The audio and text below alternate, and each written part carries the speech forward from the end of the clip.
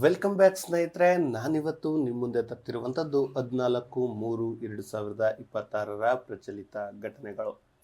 ಸ್ನೇಹಿತರೆ, ಅದಕ್ಕಿಂತ ಮುಂಚಿತವಾಗಿ ನೀವ್ಯಾರು ಕೂಡ ಇನ್ನೂ ನಮ್ಮ ಚಾನಲನ್ನು ಸಬ್ಸ್ಕ್ರೈಬ್ ಆಗಿಲ್ಲ ಅಂದರೆ ಈ ಕೂಡಲೇ ಸಬ್ಸ್ಕ್ರೈಬ್ ಆಗಿ ಅಂತ ಹೇಳ್ತಾ ಶುರು ಮಾಡೋಣವಾ? ಎಸ್, ಮೊದಲ ಪ್ರಶ್ನೆ ತುಂಬ ಇಂಪಾರ್ಟೆಂಟ್ ಪ್ರಶ್ನೆ. ನ್ಯೂಕ್ಲಿಯರ್ ಪ್ಲಾಂಟ್ನ ಆಪರೇಷನ್ ಹೆಡ್ ಆಗಿ ಆಯ್ಕೆಯಾದ ಮೊದಲ ಮಹಿಳೆ ಯಾರು?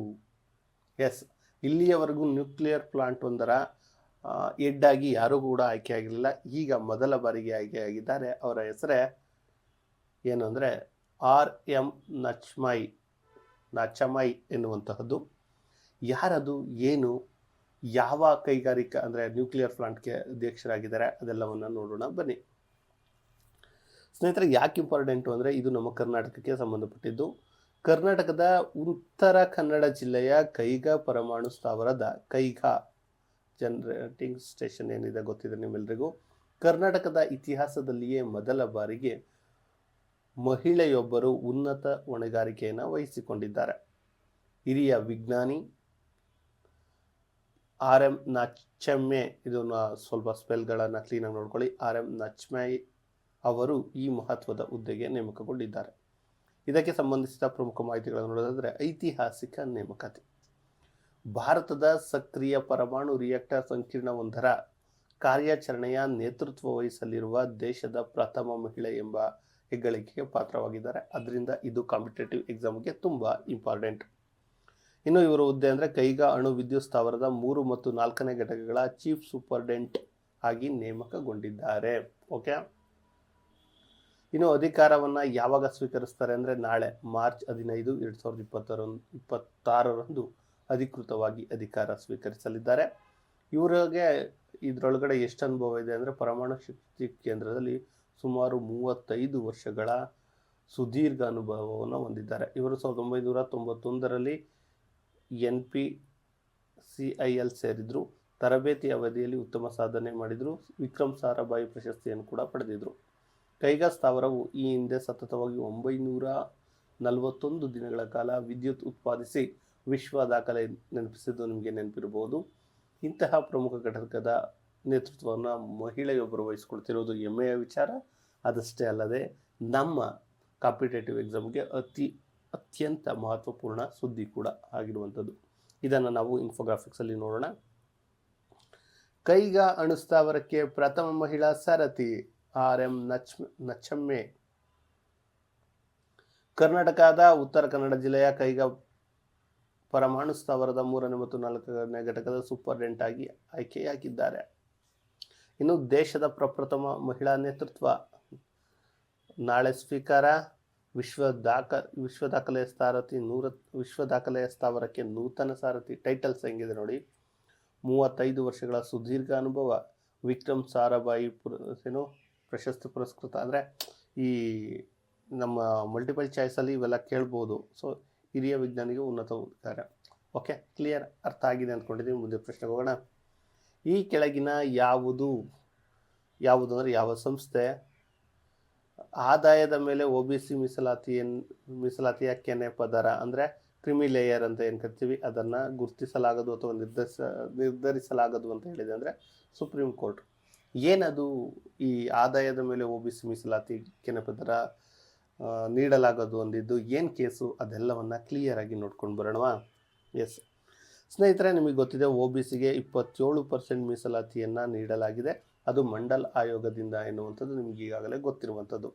ಸಂವಿಧಾನದ 15 ಮತ್ತು 16ನೇ ವಿಧಿಗಳ ಅಡಿಯಲ್ಲಿ ಮೀಸಲಾತಿಯು ಪ್ರಮುಖವಾಗಿ ಸಾಮಾಜಿಕ, ಶೈಕ್ಷಣಿಕವಾಗಿ ಹಿಂದುಳಿದ ವರ್ಗಗಳಿಗೆ ನೀಡಲ್ಪಡ್ತಿತ್ತು.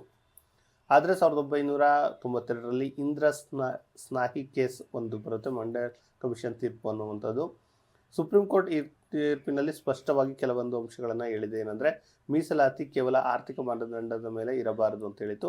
ಆದರೆ ಮೀಸಲಾತಿ ಒಟ್ಟು ಪ್ರಮಾಣ 50% ಮೀರಬಾರ್ದು, ವಿಶೇಷ ಸಂದರ್ಭಗಳನ್ನು ಹೊರತುಪಡಿಸಿ ಅಂತ ಹೇಳಿತ್ತು. ಹಿಂದುಳಿದ ವರ್ಗಗಳಲ್ಲಿ ಕೆನೆಪದರ ಅಂತ ಏನಿತ್ತು, ಕ್ರಿಮಿ ಲೇಯರ್ ಏನಿತ್ತು, ಆರ್ಥಿಕವಾಗಿ ಸಬಲರಾದವರನ್ನು ಮೀಸಲಾತಿಯಿಂದ ಹೊರತರ್ತಿತ್ತು. ಅಂದರೆ ನಿಮಗೆ ಗೊತ್ತಿರಲಿ, 8 ಲಕ್ಷ ಏನಾದರೂ ಆದಾಯ ಇತ್ತು ಅಂದರೆ ಅವ್ರಿಗೆ ಮೀಸಲಾತಿಯನ್ನು ಕೊಡತಿರಲಿಲ್ಲ. ಕೆನೆ ಪದರದಿಂದ ಈಚೆ ತೆಗೆದಿದ್ರು, ಪರಿಗಣಿಸುತ್ತಿದ್ರು. ಈಗ ಇದಕ್ಕೆ ಸಂಬಂಧಪಟ್ಟಂತೆ ಮತ್ತೊಂದು ತೀರ್ಪು ಬಿದ್ದಿದೆ. ಅದೇನಪ್ಪ ಅಂದರೆ ಯಾರೋ ಈಗ ಕೇಸ್ ಹಾಕಿದ್ದಾರೆ, ಕೇಸ್ ಹಾಕಿಬಿಟ್ಟು ಹೇಳಿದ್ದಾರೆ, ಅವಾಗ ಕೇಸ್ ಹಾಕಿದ್ದಾರೆ. ಆದಾಗ ಸುಪ್ರೀಂ ಕೋರ್ಟ್ನ ನ್ಯಾಯಮೂರ್ತಿಗಳಾದ PS ನರಸಿಂಹನ್ ಹಾಗೂ R ಮಹದೇವನ್ ಅವರ ಪೀಠ OBC ಮೀಸಲಾತಿಯಿಂದ ಹೊರಗಿಡಲು ಕೇವಲ ಪೋಷಕರ ಆದಾಯವನ್ನು ಮಾತ್ರ ಪರಿಗಣಿಸಬಾರದು ಎಂದು ಹೇಳಿದೆ. ಬದಲಿಗೆ ಪೋಷಕರ ಸಾಮಾಜಿಕ ಸ್ಥಾನಮಾನವನ್ನು ಪರಿಗಣಿಸುವುದು ಇಂಪಾರ್ಟೆಂಟು. ಅಂದರೆ ಇವ್ರು ಏನಕ್ಕೆ ಹೇಳಿದ್ದಾರೆ ಅಂತ ಕ್ಲಿಯರಾಗಿ ಹೇಳ್ತೀನಿ.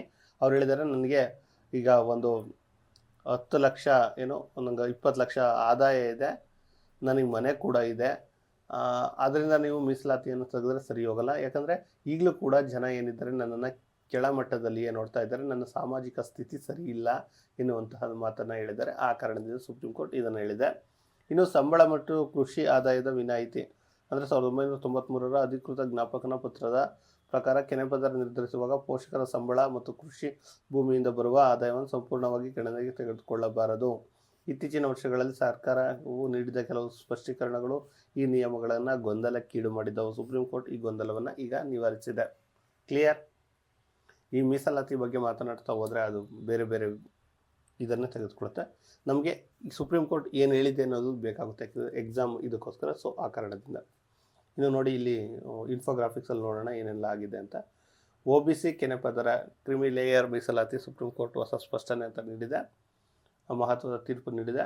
ಅಂದರೆ ಮೀಸಲಾತಿ ಏನು OBCಗೆ 27% ಇತ್ತು, ಇದರ ಮಿತಿ 50% ಮೀರಬಾರ್ದು ಅಂತ ನಿಮ್ಮೆಲ್ಲರಿಗೂ ಗೊತ್ತಿರುವಂಥದ್ದು.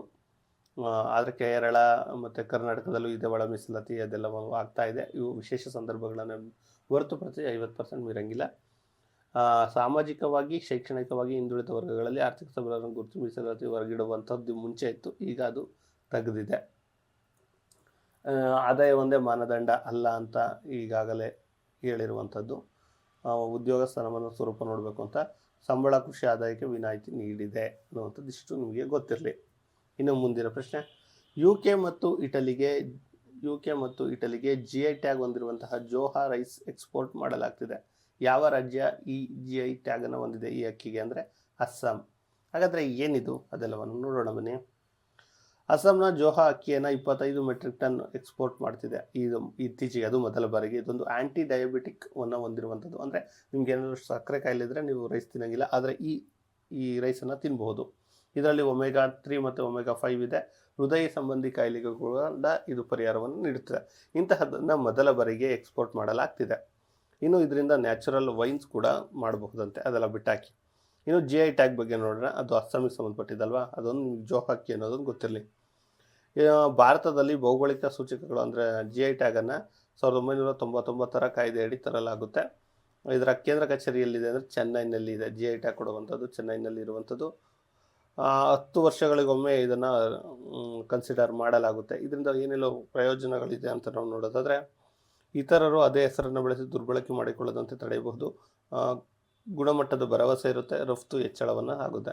ಕರ್ನಾಟಕದ GI ಟ್ಯಾಗ್ಗಳು, ಯಾಕಂದರೆ ನಾವು ಕರ್ನಾಟಕ ರಾಜ್ಯದವರಾಗಿ ಯಾವುದೆಲ್ಲ ಸಿಕ್ಕಿದೆ ಅಂತ ನೋಡೋದಾದರೆ, ಕೈಮಗ್ಗ ಜವಳಿ ಅಂತ ನೋಡೋದಾದರೆ ನಾವು ಕೈಮಗ್ಗ ಜವಳಿ ಅಂದರೆ ಮೈಸೂರು ಸಿಲ್ಕು, ಇಳೆಕಲ್ ಸೀರೆ, ಮೊಳಕಾಲ್ಮೂರು ಸೀರೆ ಸಿಕ್ಕಿದೆ.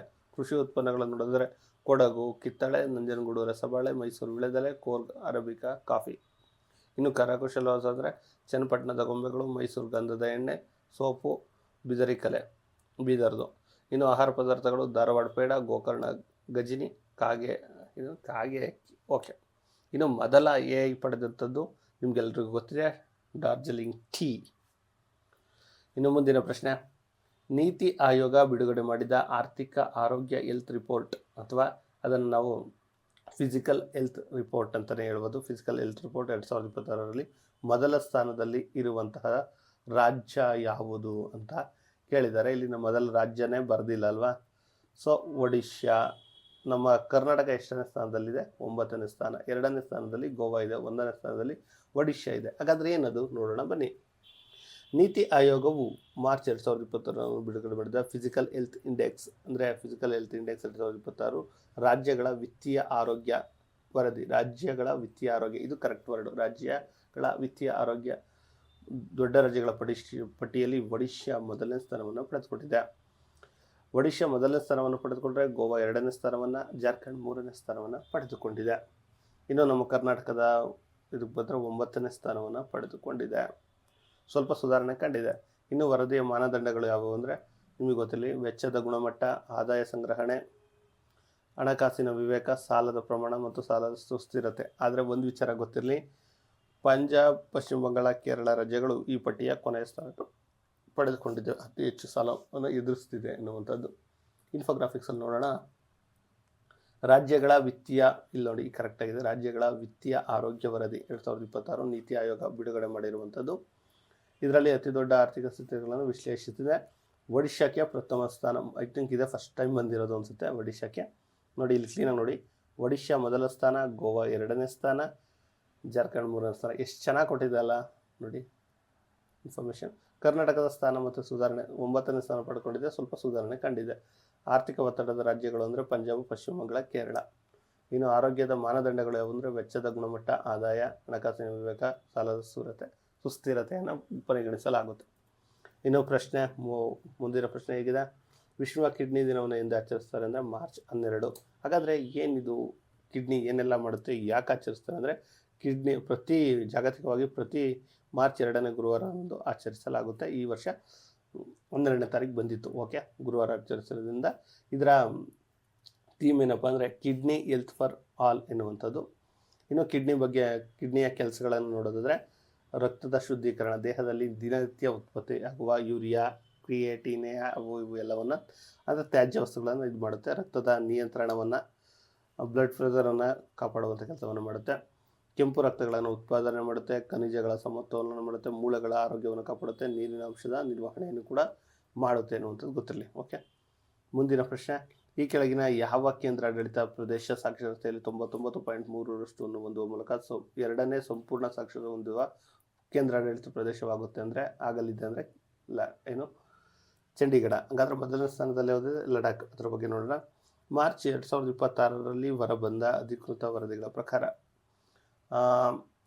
ಸಾಕ್ಷರತೆಯಲ್ಲಿ ನೋಡೋದಾದರೆ ಪ್ರಸ್ತುತ ಸಾಕ್ಷರತೆ ಚಂಡೀಗಢದ 99.93 ಆಗಿರುವಂಥದ್ದು. ಇನ್ನು ಪೂರ್ಣ ಕೇಂದ್ರಾಡಳಿತ ಪ್ರದೇಶ ಯಾವುದು ಅಂದರೆ ಚಂಡೀಗಢ ಈಗ ಹೊಂದುತ್ತಾ ಇರುವಂಥದ್ದು, ನಿಮ್ಮೆಲ್ಲರಿಗೂ ಗೊತ್ತಿರುವಂಥದ್ದು 2ನೇ ಸ್ಥಾನವನ್ನು ಪಡೆದುಕೊಂಡಿದೆ. ಮಹಿಳಾ ಸಾಕ್ಷರತೆ ಎಷ್ಟಿದೆ ಅಂದರೆ 99.89 ಇರೋದ್ರಿಂದ ಅತ್ಯಂತ ಇದು ಅಭಿವೃದ್ಧಿಗೆ ಕಾರಣವಾಗುವಂಥದ್ದು. ಈ ಹಿಂದೆ ಪ್ರಮಾಣದಲ್ಲಿ ಏನಿದೆ ಅದು ಅವಾಗ 86% ಮಾತ್ರ ಇತ್ತು. ಇಲ್ಲಿ 2011ರ ಪ್ರಕಾರ 86% ಮಾತ್ರ ಇತ್ತು. ಪುರುಷರದು 90, ಮಹಿಳೆಯರದು 81 ಇತ್ತು 11ರ ಪ್ರಕಾರ. ಈಗ ಅದು ಹೆಚ್ಚಾಗಿರುವಂಥದ್ದು ನಿಮಗೆ ಗೊತ್ತಿರಲಿ. ಇದಕ್ಕೆ ಪ್ರಮುಖ ಕಾರಣ ಅಂದರೆ Ullas, understanding life long learning all in society ಎನ್ನುವಂತಹ ನವಭಾರತ ಸಾಕ್ಷರತಾ ಕಾರ್ಯಕ್ರಮದಲ್ಲಿ ಇದನ್ನು ಜಾರಿಗೆ ತರಲಾಗುತ್ತೆ. ಇನ್ನು ಸ್ನೇಹಿತರೆ, ದೇಶದಲ್ಲಿ ಅತಿ ಹೆಚ್ಚು ಸಾಕ್ಷರತೆ ಹೊಂದಿರುವ ರಾಜ್ಯ ಯಾವುದು ಅಂತ ಬಂದಾಗ ಕೇರಳಂ. ಕೇರಳಂ. ಓಕೆ, ಕೇರಳ ಅಲ್ಲ, ಕೇರಳಂ. ಓಕೆ, ಸರಿ, ಹೆಸರು ಬದಲಾಗಿದೆಯಲ್ಲ. ಇನ್ನು ಗ್ರಾಫಿಕ್ಸಲ್ಲಿ ನೋಡೋಣ. ಸಂಪೂರ್ಣ ಸಾಕ್ಷರತೆ ಹೊಂದಿದ 2ನೇ ಕೇಂದ್ರಾಡಳಿತ ಪ್ರದೇಶ ಛತ್ತೀಸ್ಗಢ. ಇಲ್ಲಿನ ಸಾಕ್ಷರತೆ 99.89 ಮಹಿಳಾ ಸಾಕ್ಷರತೆಯನ್ನು ಹೊಂದಿದೆ. ಒಟ್ಟಾರೆ ಸಾಕ್ಷರತೆ 99.93 ಆಗಿರುವಂಥದ್ದು. ಲಡಾಖ್ ನಂತರ ಸಾಧನೆ ಮಾಡಿದ ಭಾರತದ 2ನೇ ಇದು ಪ್ರದೇಶ. ಅಂದರೆ ನೋಡಿ 2011ರಲ್ಲಿ 86, ಹಿಂದಿನ ವರದಿ ಬಂದಾಗ 93.7, ಈಗ 99.93 ಅಧಿಕೃತ ವರದಿಗಾಗಿ ಕಾಯಬೇಕಾಗಿದೆ. ಸಾಕ್ಷರತಾ ಮೈಲಿಗಲ್ಲು ಉಲ್ಲಾಸ್ ಯೋಜನೆ ಇಂಪಾರ್ಟೆಂಟ್. ಸ್ನೇಹಿತರೆ, ಕ್ಲಿಯರಾಗಿ ಅರ್ಥ ಆಗಿದೆ ಅಂದ್ಕೊಂಡಿದ್ದೀನಿ. ಸ್ನೇಹಿತರೆ, ಈ ವಿಡಿಯೋ ನಿಮಗೆ ಇಷ್ಟ ಆಗ್ತಾ ಇದೆ ಅಂತ ಭಾವಿಸ್ತಾ ಇದ್ದೀನಿ. ಸ್ನೇಹಿತರೆ, ನಿಮ್ಮ ಸ್ನೇಹಿತರಿಗೆ ಇದನ್ನು ರೆಫರ್ ಮಾಡಿ. ಯಾಕಂದರೆ ಕನ್ನಡದಲ್ಲಿ ಬೆಸ್ಟ್ ಕರೆಂಟ್ ಅಫೇರ್ಸನ್ನು ಕೊಡುವಂಥ ಚಾನಲ್ಗಳು ಇದ್ದಾವೆ. ಬಟ್ ಆದರೆ ನಾವು ಅದರಲ್ಲಿ ಒಂದು ರೀತಿ ಕ್ರಾಂತಿಯನ್ನು ಮಾಡೋಣ ಅಂತ ಕೈ ಹಾಕ್ತಾ ಇದ್ದೀವಿ. ಸೊ ಇದಕ್ಕೆ ನಿಮ್ಮ ಸಪೋರ್ಟ್ ಬೇಕು. ನಿಮ್ಮ ಸ್ನೇಹಿತರಿಗೂ ಕೂಡ ಇದನ್ನು ಸಪೋರ್ಟ್ ಮಾಡಿ. ಜಸ್ಟ್ 100 ವ್ಯೂಸ್ ಕೂಡ ಆಗ್ತಾ ಇಲ್ಲ, ಬಟ್ ಆದರೂ ಕೂಡ ನಾನು ಕೊಡ್ತಾ ಇರೋದು ಏನಕ್ಕೆ ಅಂದರೆ ಸ್ನೇಹಿತರೆ, ಇದು ಒಂದಲ್ಲ ಒಂದಿನ ರೀಚ್ ಆಗುತ್ತೆ, ಎಲ್ರಿಗೂ ಸಿಗುತ್ತೆ ಅತ್ಯುತ್ತಮ ಮಾಹಿತಿ ಎನ್ನುವಂಥದ್ದು. ಬಟ್ ಯಾಕೆ ರೀಚ್ ಆಗ್ತಿಲ್ಲ ಅಂತ ನಂಗೆ ಗೊತ್ತಾಗ್ತಿಲ್ಲ. ಕರೆಂಟ್ ಅಫೇರ್ಸ್ ಕೊಡ್ತಿರೋ ರೀತಿ ಸರಿ ಇಲ್ವಾ, ಏನಾದರೂ ಬದಲಾವಣೆಗಳು ಬೇಕಾ, ಅದೆಲ್ಲವನ್ನು ನೀವು ಕಾಮೆಂಟ್ ಮೂಲಕ ನನಗೆ ನೀಡಿ ನನಗೊಂದು ಚಿಕ್ಕ ಸಹಾಯವನ್ನು ಮಾಡಬಹುದು ಅಂತ ಹೇಳ್ತಾ ಇವತ್ತಿನ ಈ ವಿಡಿಯೋನ ಇಲ್ಲಿಗೆ ಮುಗಿಸ್ತಿದ್ದೇನೆ. ಧನ್ಯವಾದಗಳು. ಜೈ ಕರ್ನಾಟಕ.